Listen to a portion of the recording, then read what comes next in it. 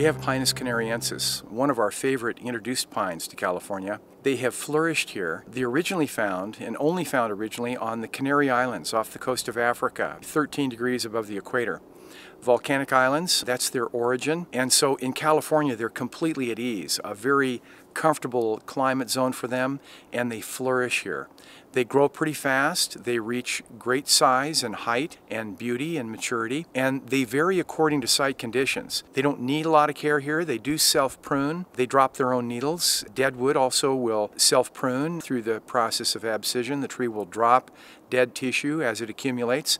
This is a tree that requires some wind. In their native environment of the Canary Islands, where they have those winds off the Sahara, keeps the tree free of dead needles. The wind blows through them, knocks down the dead tissue, the dead needles fall out of the tree, and the tree remains continually cleaned and groomed. It's a good tree, it's a long-lived tree. In our observation, they can reach that 100-foot height. They are capable of reaching 100 feet plus. These are close to that now.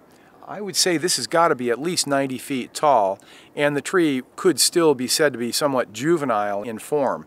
The trunk diameter is close to 2 feet in diameter, and certainly we see them go larger than that. 3 or 4 feet in diameter is completely within the capability of this tree.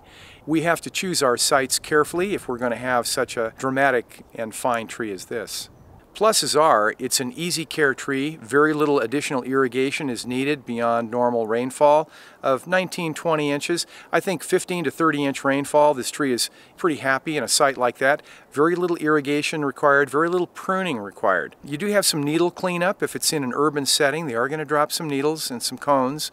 They're not the giant cone like the Coulter pine produces, but they will shed some material. I consider it a reliable, safe, long-lived, durable, easy care tree in the urban landscape. You just need enough room for it. You need enough room for that root crown zone. It is a straight up tree, so you may have a relatively small site, but if you have uninterrupted vertical space, this is a good choice for a tree of this species. Never under the power line, never under the grid, never under utilities. It does have a very high crown, so we don't want to disfigure and mutilate the tree because of the utility grid. So it is not a tree that you want to have near telephone lines, power lines, high voltage. You've got to keep it well back from those kinds of urban elements.